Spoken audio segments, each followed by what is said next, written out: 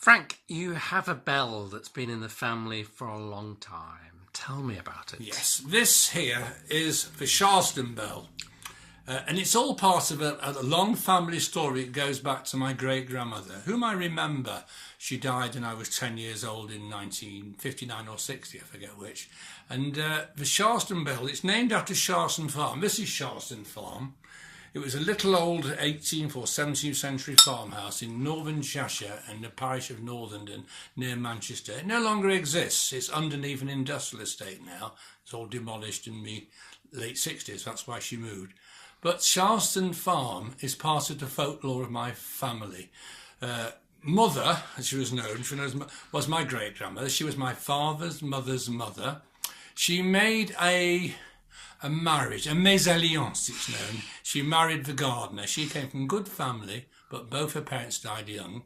She did have a fortune which she brought with her, and with that money she brought with her husband Sharston Farm. He was a market gardener, but they needed to make an income, and what she did to make an income, as well as being an enterprising businesswoman supporting his market gardening business, she opened Sharston Tea Rooms. The other painting down here, and you can see it on the right as well, was the old barn. That became Sharston Tea Rooms. In the 1920s and 30s and 40s, it was a popular venue for shadowbank outings of Sunday schools from Manchester and other people who went into the countryside.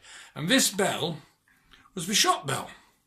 It was rung when people wanted service in the Sharston Tea Rooms.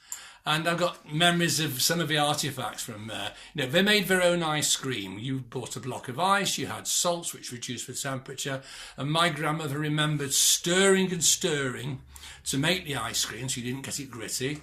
And I remember playing as a child. We had a toy.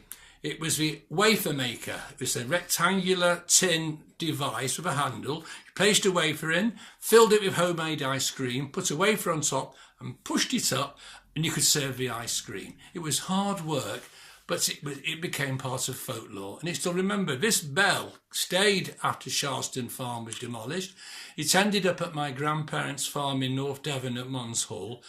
I was called in for dinner with this every day across the fields. We'd go out after helping with the cows and mucking out. We had time to play before lunch, and this was the dinner bell. And it was rung, it still rang now as a dinner bell, like a little old school bell. Bit wonky, and it is engraved, and it's a family heirloom with many happy memories for many people.